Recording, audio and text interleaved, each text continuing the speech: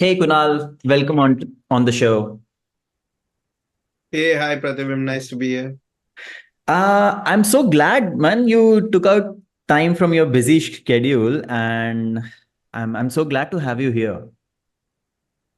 Yeah, it's been a long time, and of course, I'm glad to be here with you. I mean, we have thought about this for a long time, but now this is happening, so let's try to get the most out of it. So I'm equally glad and happy to be here talking to you about the stuff that we're going to talk about. So yes, so you are right. We have tried so many times, and every time something just creeps up, and we don't get time. So I hope this we make this podcast valuable for our audience, where we will actually talk about the current job market, what youngsters should take care of while they are in either job or they are starting or they are looking for one. Also, we'll think and talk about what we saw in our combined 25 years of experience.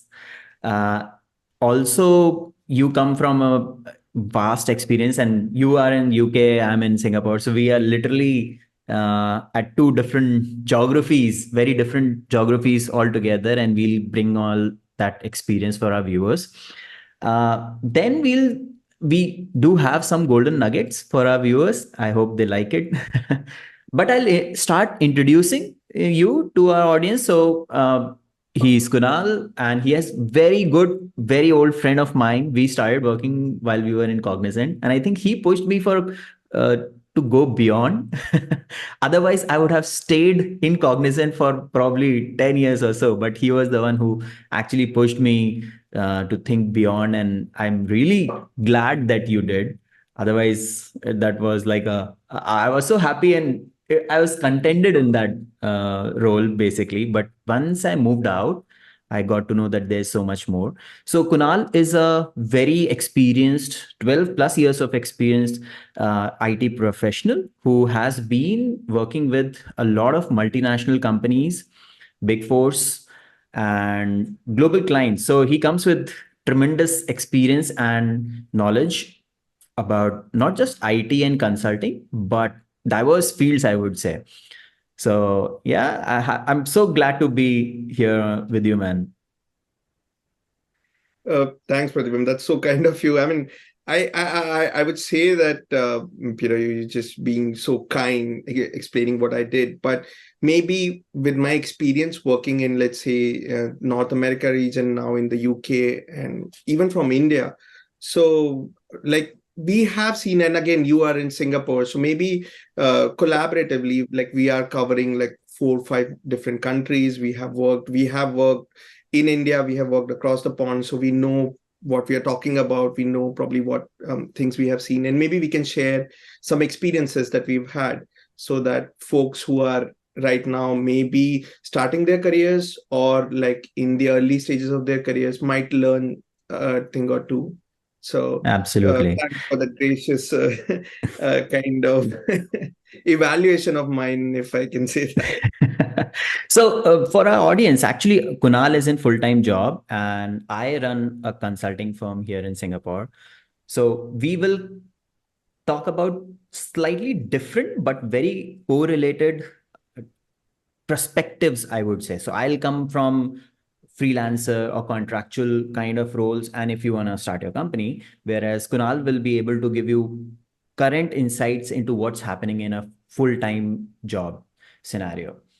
So let's begin. So I would like to know from you and your views about what's happening in the job market these days. Well, that's $1 million question, I think, and everybody is asking that, and everybody is nervous. Like at least the folks who are starting their careers, starting their jobs, or probably will be about to graduate, or still early in their career, let's say under 5 years. They're really concerned about, okay, what will happen to my job? What is coming next? And is there AI?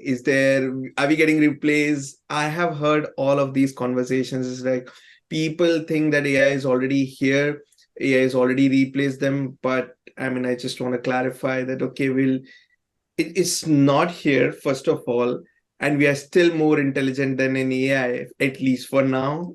So let's just calm down, and maybe I'll break down on, a little bit on, let's say, job market and what I see in terms of your permanent roles. So the permanent role jobs, I wouldn't lie, there are not as many jobs for freshers as they were being historically. So they were not, these are not like mass hirings which are happening, right? Okay, like TCS is hiring like 1 lakh folks, or the Infosys coming in grabbing whole of the college batch to their centers and stuff like that. That's not happening.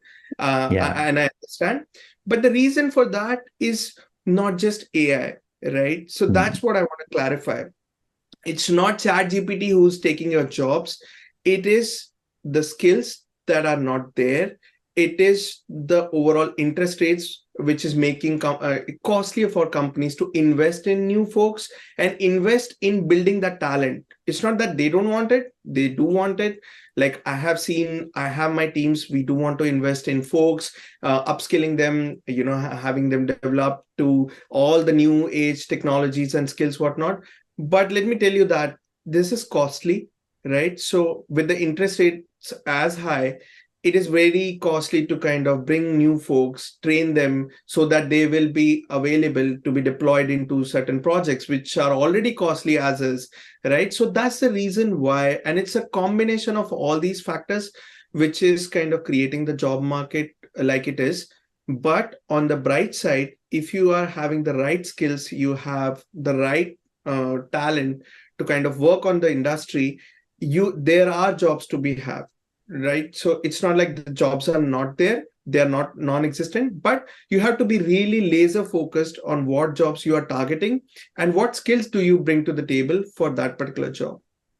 Absolutely. I remember the time that in about 2010 or 11, we used to have four offers at least per Yes. person while sitting for on campus or off campuses. And there Yes. was a time And yeah.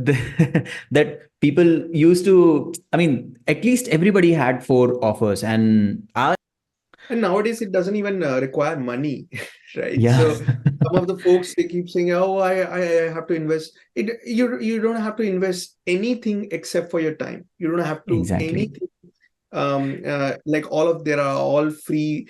Most of them are open Yeah, source systems, applications. You can build your stuff for free. You can host your stuff for free. Your yeah. websites and all, there are all kind of websites or portals who provide all of that. You just have to invest time. That's the only thing you have to invest. Absolutely. And nowadays, knowledge is literally free. It's the willingness which is hard to find, I would say. You, Absolutely, absolutely. everybody has equal amount of knowledge, or it's out there. Now it's the question who had the willingness to put in the effort to grab and do something out of it. Now Yes. that's the scenario. Yep. Okay, so we recently heard a lot about these layoffs happening. It happened a lot here in Singapore, and my acquaintances actually got impacted. What do you think? Why is it happening, and what's your take on that? How should somebody navigate these kind of difficult times? Sure. So it's really, I mean, it's a good question and it's an emotional one because you have your acquaintances, folks got laid off. I mean, I have been part of this, these conversations with the team members, friends of mine. There was a major layoff in the 2020 recession. There was a dip. I was in the US then, and a lot of my friends were actually laid off. And now we are seeing all of that happening all over again. So it's difficult, and I understand, and I really kind of empathize with the folks who got laid off. Right, it's a difficult time. I understand and I can relate to it. I've seen my friends kind of just break down on these kind of events because it's unexpected. There are a lot Yeah, what goes to our day-to-day efforts when we go to our job, right? We all want to do our best and we try to do our best, but sometimes it's just beyond us. Some of the things we cannot control, and unfortunately these kind of events do happen. And I mean, truth be told, there are more frequent than people realize, right? I mean, Hmm. it's only times when it catches headlines that, okay, there are mass layoffs going on, when there are Googles and Amazons and everything involved. But people don't realize that this is a cycle which has been followed in IT industry. Yes.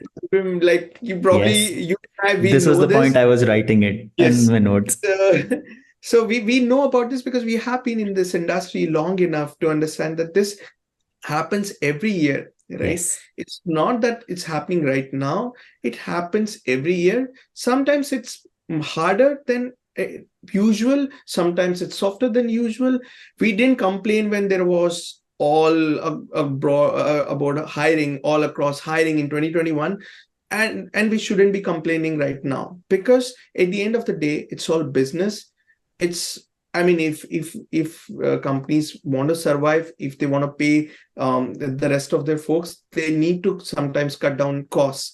And unfortunately, this is one of the costs that they think or they perceive that they have to do away with. The second part of the question that you asked is, what do you think happening in general, and what is the trends that I see? So I see a lot of uh, roles made redundant in certain industries. So it's not all across. So when folks are laid off, it's not like, okay, 10% of the whole workforce is getting laid off. No, it's not working like that. It's very, very laser sharp, and it is very, very pointed to specific areas, domains, industries that the firms foresee will not be having a profit margin with, right? So Yeah. some of the areas, unfortunately, are for work related to HR activities, which folks are involved with, because a lot of that is due to some of the automation, some of the over hirings, and also not as much demand that the Yeah. companies foresee for the HR professionals in the upcoming year, right? I mean, it can change tomorrow, but as of today, that's what it is, right? The other things that I see people getting laid off are from the industries which have been more, let's say, traditional. Let's say if you are working on some of the things, some of the tools which are not used anymore, or which are not in market anymore, or they just kind of aged and probably not aged as well, to more, let's say, cloud native, AI driven world, right? So some of your legacy systems, applications, and maybe Pratibim, feel free to pitch in. But we have seen this happen back in the day as well, right? When we were in this bandwagon of cloud computing, and Yeah. people were having the same apprehensions as they, oh, some folks said that, oh, it's just a fad, it just will go away, it's just another gimmick and stuff like that. But we understood that there is value to this, right? And Yeah. eventually we stuck onto this bandwagon, and it really did pay us out well in the end. But I mean, we were having similar conversation, didn't we? Absolutely. Absolutely. At the time when cloud came in, there were same similar kind of stories that it would eat away all the jobs, these whole teams would be wiped off and all of that. But what actually happened was that the nature of the job changed. People were, of course, reskilled, and that's as you said, it's cyclic. It would Exactly. happen again. So Yep. those who actually upskilled themselves were retained. Those who had the resistance for the change, they were actually impacted in many ways. So it's cycle. It's absolutely cyclic. It happens every year. Technologies, nature of the job, nature of the business keeps changing. So you have to be very dynamic, and you have to stay up to date. Basically, you don't have a choice. You have to. Yep. And what happens mostly is that the goalpost of the companies change, whereas the workforce is still focusing on the old Back. goals. So Yep. you have to, I always recommend that read the roadmap of your company where you're working. They release it in their annual reporting cycles. So go and read those roadmaps. Where are they heading? And it's the best idea to align yourself with your company so that you stay relevant in the company. And same goes with anybody who is a freelancer or doing things of his own, that they have to keep learning and updating themselves with the new latest technologies or the nature of work. So No, true. And I distinctly remember you gave me this advice while we were working together.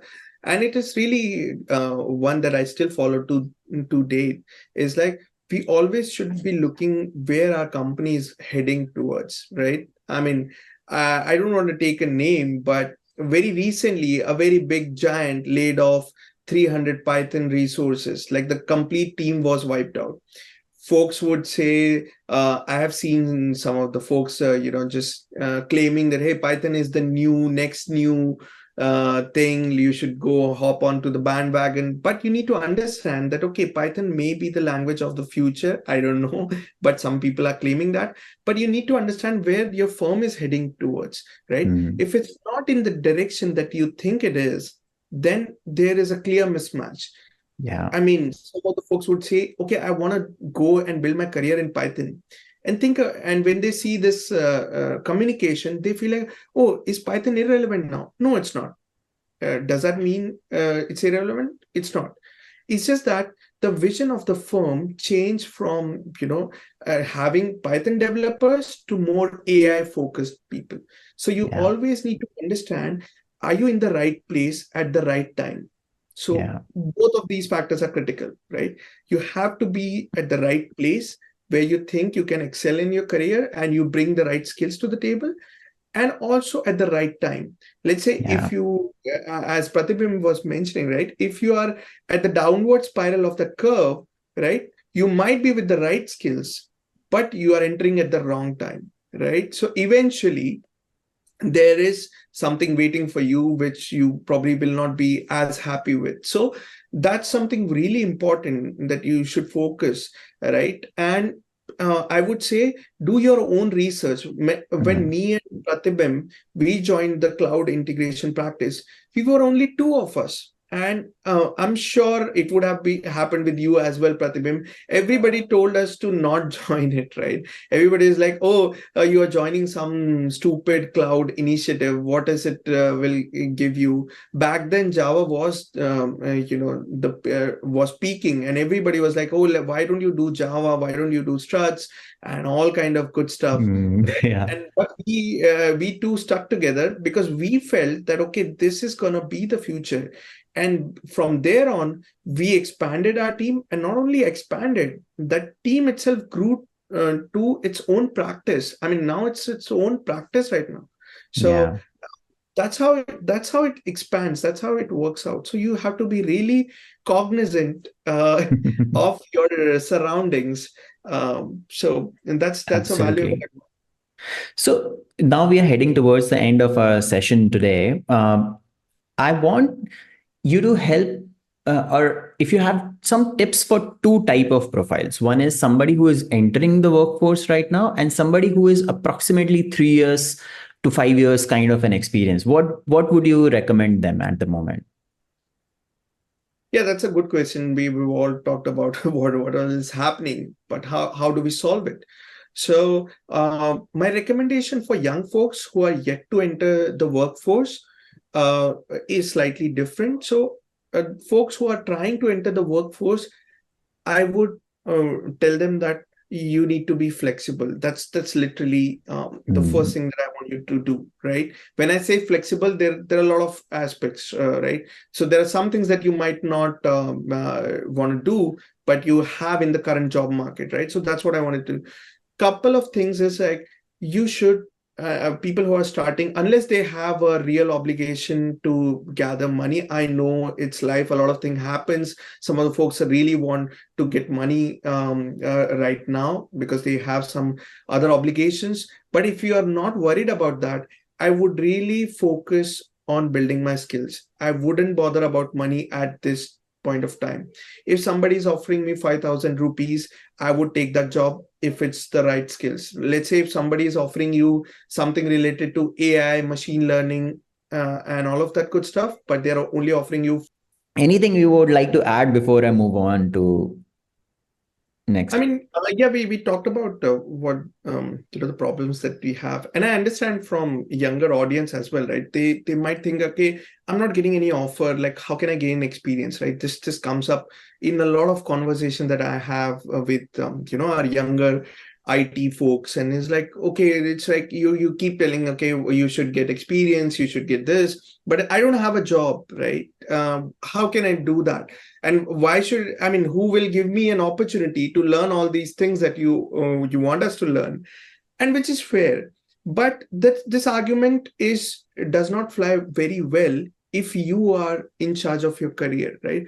I mean, you don't want somebody to help you out in this scenario. Okay, I understand there are not many jobs to be had at a younger level, but what things you can do is probably you should reach out to folks, probably try some jobs which you think maybe not paying you as well, but they will give you that invaluable experience. So I have seen folks who's like, oh, I just need a minimum of 30K job to start with. I don't want to go with a 10K job, although they are working on all cool stuff. And I'm sure, Pratibim, you would have come across these kind of scenarios because you are working yourself on a lot of cool things, right? You might not be paying as much because obviously you have your limitations on what can you invest, what not. But at the same time, I've seen this reluctance of our younger IT job seekers that, hey, I just want to do for that name. I just want to go with that brand. I just want to have this much minimum salary and stuff like that. But what you do not understand is like a 6 month or a year lost while preparing or waiting for that right opportunity can land you in much worse shape than you actually just taking that opportunity to start your career with, work your way up, have that 1 year worth of invaluable experience, then that you can show off to any big firm, and you then will be in charge of your career and in charge of your destiny. You should not be waiting around to kind of, oh, give me that offer, give me that brand name, and then only I start. That's something I wanted to share. Absolutely, man. So true. So whenever I talk to any young professional, I always tell them that firstly, go and work in a small startup or a not so popular name, because there you will literally do everything starting from opening till closure. Yes. You will not Yes. be just changing colors of a button in a big brand, which you actually do, and you do it for 5 years probably. I mean, I've And this is something that a younger audience should understand, right? They must have this experience. This is your time to re-emphasize, maybe process your goals, and also change course if required, right? It is not, I mean, you haven't spent your lifetime doing this, so you should not be hung up on, oh, I've done this for 3 years, what am I gonna do? I mean, it's okay, you've done this for 3 years, it has served you well, but it's time to kind of move on and catch up on some of the things that will help you in next 30 years of your career. So would you want to get hung up on 3 years what you have already spent, or do you want to think more about the 30 years what's going to follow? So that would be my advice, is like reevaluate, see the market, see the trends. Some of the things may not be required or relevant in next couple of years.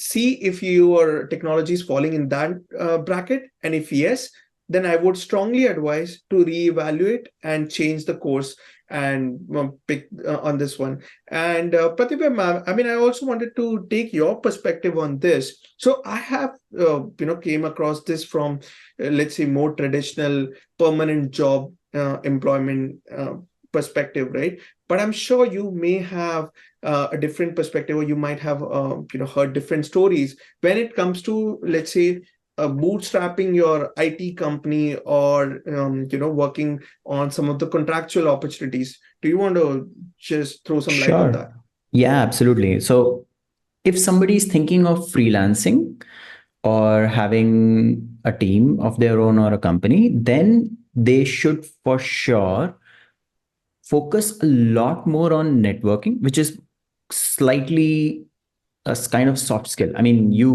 in fact, even if you're in a job, that's necessary. However, when you are freelancing, your core business would come from the trust that you build in the world. So it should be online. There is no choice. You have to be online. You have to be online present, and also you have to go and try and be on the stage, because that's what I have realized, that those people who speak at events or are known for something, they get all the requests basically. So that would be second. And also build your personal branding.